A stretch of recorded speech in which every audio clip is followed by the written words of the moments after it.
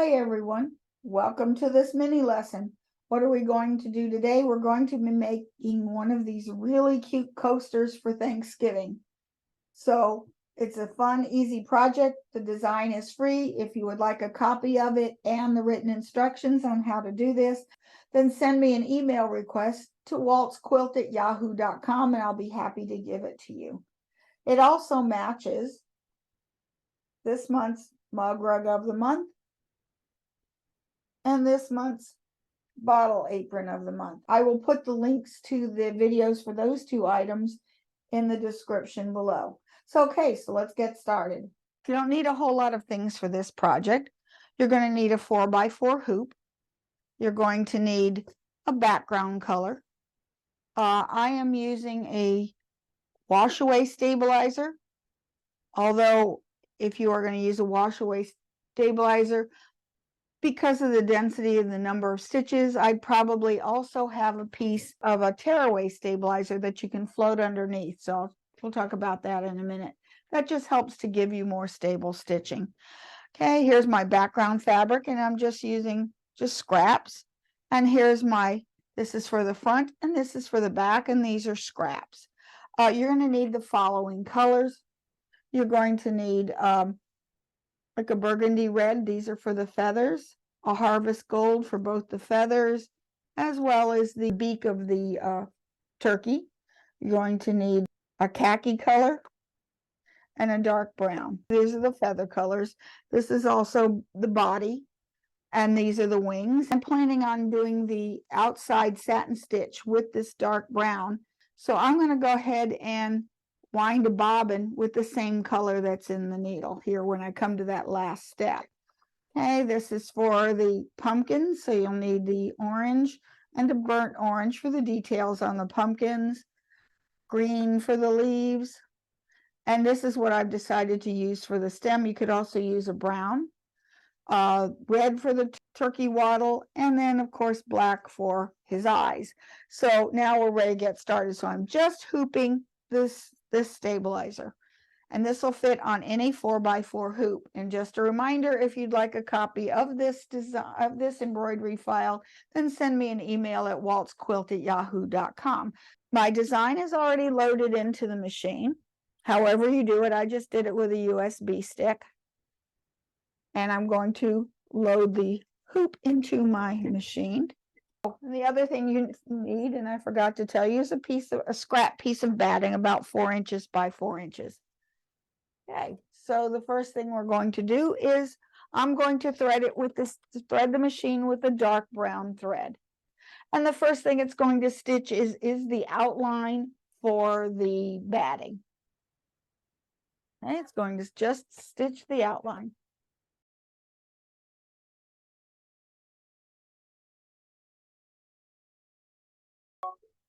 And it just did a nice outline. Okay, I'm going to put a piece of batting, just cotton batting. You could use Insulbrite, don't use polyester, just you need a cotton batting. And I'm going to use the same color, and I'm going to tack this down.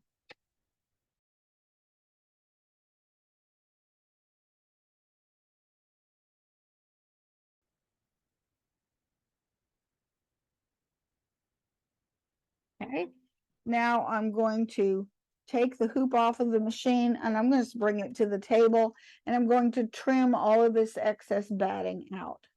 I'm taking a sharp pair of curved scissors, and I'm going to trim all of this excess batting out from around it.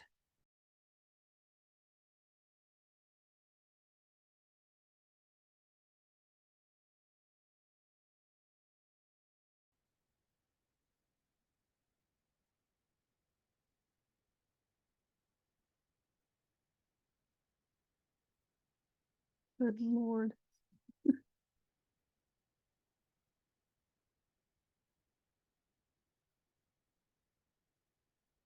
Can't believe got these stuck like that. See, here's what happens when you don't pay attention. The reason I'm cutting it away, because when it does the final satin stitch, I don't want a lot of bulk underneath there. And more importantly, that I want the edges to be clean. I don't want to have to trim it later. So I'm going to trim it before and have some really wonderful stitching. Okay, so now let's return this to the machine, because what I'm going to do is I'm going to cover this with a scrap of this background fabric and start and stitch that down. So I put the hoop back in the machine. I'm going to put this fabric on top so that it covers all of the stitching, and I'm going to just stitch it down. I am not going to trim it at this point. I will leave that for later.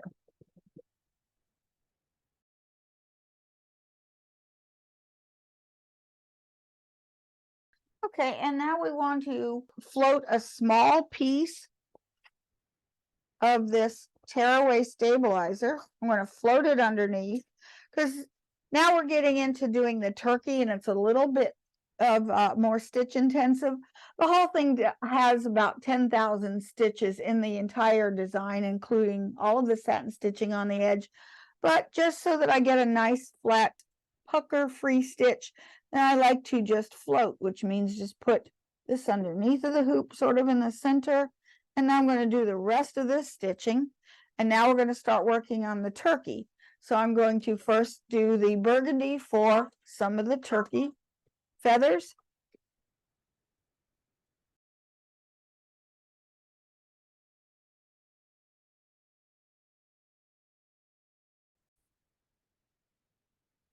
Okay, and now I have changed, now it's stitched out the first 3 feathers, which are in the burgundy red.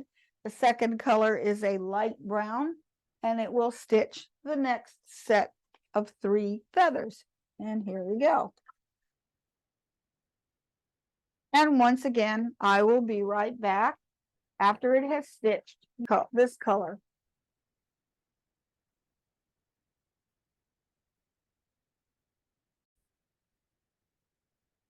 Okay, it has stitched the light brown, and now I've changed it for the last set of feathers, which are going to turn out to be like a harvest gold. All right, and let's stitch that one out. All right, it is finished the harvest gold color for the feathers, and the feathers are complete now. So next I'm going to put that light brown back in there, stitching the body of the turkey. Okay, and now it'll stitch out the wings in the dark brown. Next color up is going back to the light brown that the body was made of. Okay, his little wings are stitched out. Put the light brown back in. It's going to do the turkey's little face. Now I put black in the needle, and I'm going to be stitching out his hat and his eyes. We have stitched the eyes and the hat. There may be a little tiny jump stitch in between the eyes that you have to snip out. Okay, next is red for the turkey waddle. Now we have the orange for the pumpkins. Actually, it's only one pumpkin on this one. We have a nice big pumpkin in the middle, so I put a burnt orange or a dark orange in there in order to stitch the detail work on the pumpkins.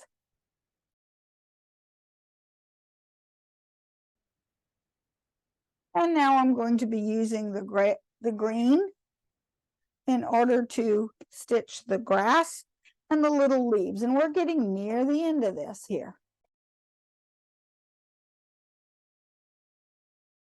It's going to do a stem. I've picked this kind of brownish green for the stem, but you could use brown, whatever color you like. And the next color is going to be a harvest gold, and that will do the buckle on the top of the hat, as well as the beak on the turkey.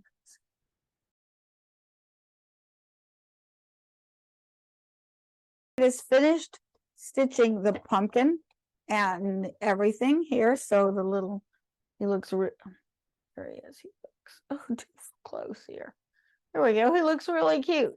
Okay, so now what I'm going to do is I'm going to turn it over, and I'm going to remove this excess tearaway. I don't need it anymore, and I don't want it sticking out the edges of the coaster.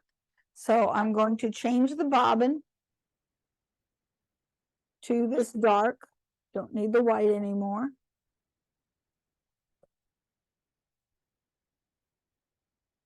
Okay, and my needle is threaded with the same brown. You can edge your coasters in any color you like. Okay, now I'm going to put the hoop back into the machine. And see now it's, and always check, even though I've pinned it, I'm going to check to make sure, peek underneath to make sure everything is good and flat underneath. Okay, I'm going to take these pins out. Now it's going to stitch all three layers, or 2 layers together. We've trimmed away the batting, so that's going to leave less bulk in that satin stitch.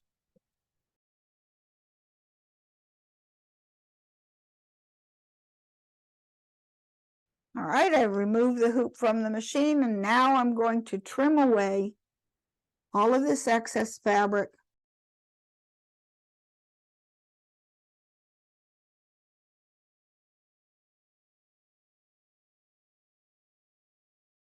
And then I'm going to repeat, turn it over, and cut away the backing from outside of the stitching.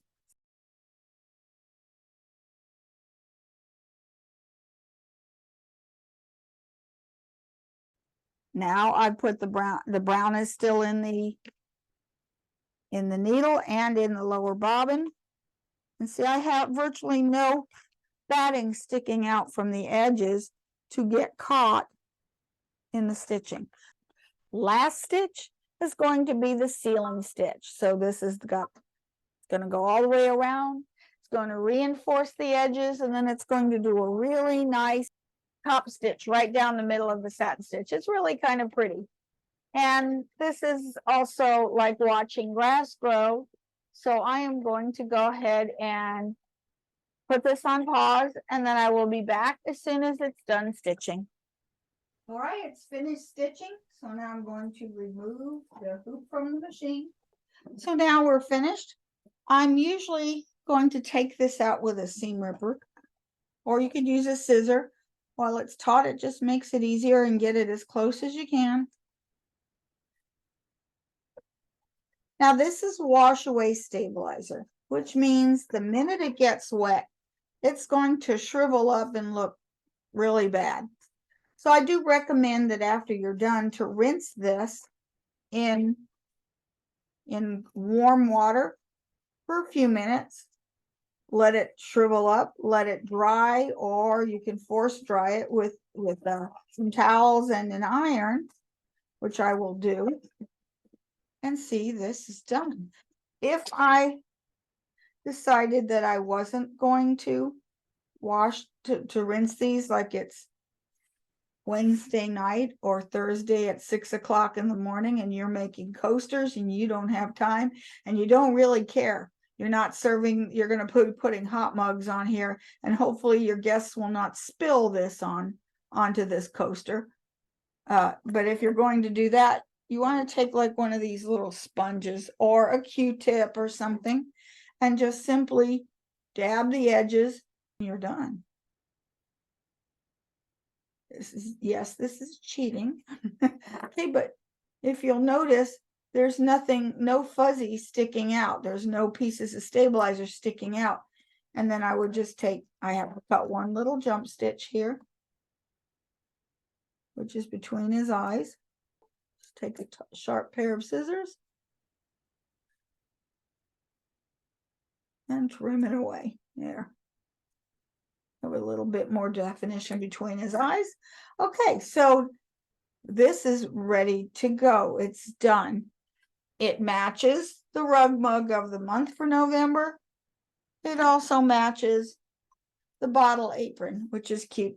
I will put the link for these 2 videos in the description below.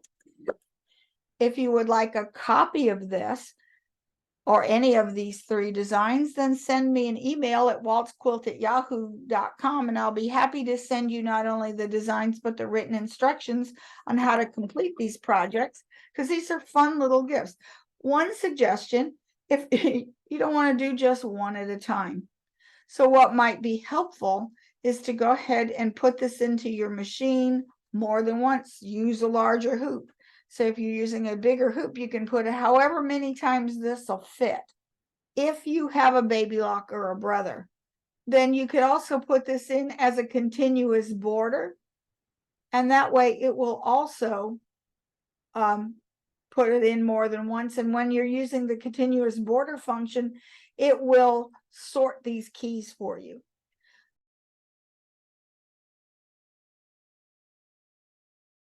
If you have any questions or comments, be sure to send me an email and I will be happy to answer any questions.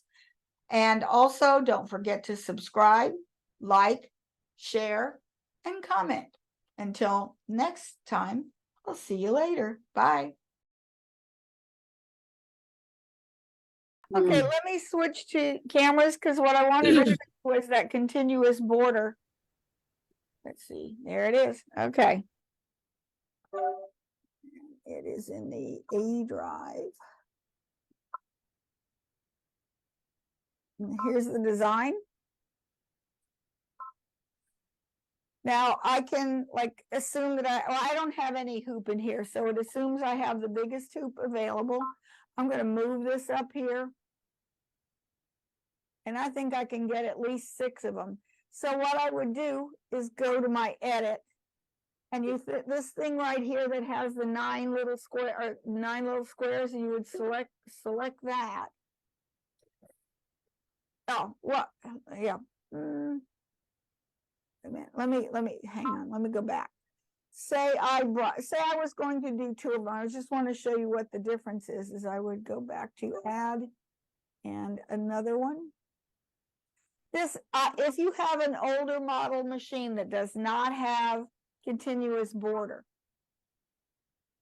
Okay, so here's what happens with the colors. If you look, it's going to do all of the colors and it's going to show that it's got 32 colors, but it's going to go forward, color stop.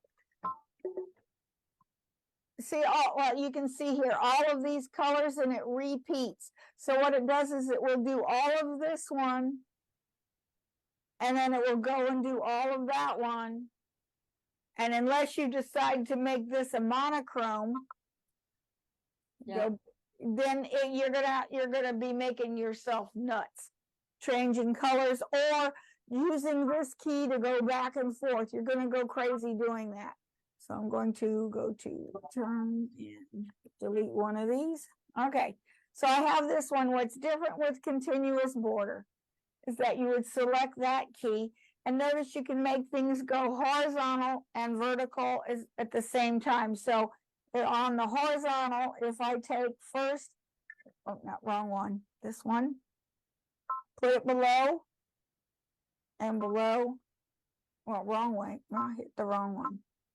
I don't think I can get a 4th one. Now they're touching, so I would space them apart. Wrong one, see, just one of these days. Okay. Okay, now I could also, now it's selected those. So if I have selected that horizontal key and I go ahead and add it this way, okay, and I change the spacing for that. Now I can fit on my big hoop, I can fit 6 coasters at a time. So what I would do here is now you go to sew it. It is now, notice all these, you still have, well, now we have 96 color stops. Whoa. So, but now what it does is it put all of one color, the first color of all of them. So it'll do this one, this one, this one, and this one, and it'll keep going. And I can't remember, on some models it'll stop, on some models it won't until it reaches the end of the color stop. Especially if you've got a 6 needle machine, the continuous border is going to save you a lot of time, because what it would do is it would do all of these circles at one time and then your machine will stop for a different color. You would put like a color stop on the multi-needle. Then it would do the next color and it groups them all together. See, like of all the same color, and if you look, it doesn't. This doesn't show me all of them. I used to be able, oh, wait a minute. Yes, it does. Wait a minute. Let's go to It doesn't let you do it. Okay.